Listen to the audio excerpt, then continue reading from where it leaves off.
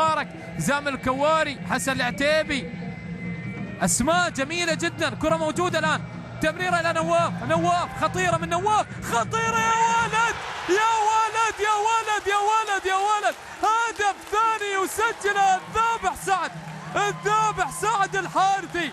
السعد الان يسجل الهدف الثاني للهلال، وجه سعد الهلالي يسجل، والزعيم يضرب بقوه، الزعيم يضرب بقوة. سعد الحارثي البديل، الهداف الكبير، هو دائما ما يسجل، يغيب من يغيب، إبداع الزعيم لا يغيب، إبداع الزعيم لا يغيب، شمس الزعيم لا تغيب، إبداعات الزعيم حاضرة. سعد الحارثي على الطاء أو على الزاحف يسجلها بهذه الطريقة وبهذه الكيفية، يسجل الهدف الثاني للهلال. ثنائية هلالية، والهلال في شوط المباراة الثاني 100% حتى هذه اللحظة. الآن الهلال يسجل هدفين ويتقدم مرتين، وعن طريق النجم المميز اللاعب سعد الحارثي، النجم الموهوب اللاعب محمد الشلوب يطرق أرضية الملعب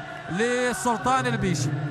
سلطان البيشي، ثنائية هلالية، لكن هدف ثاني جميل جدا.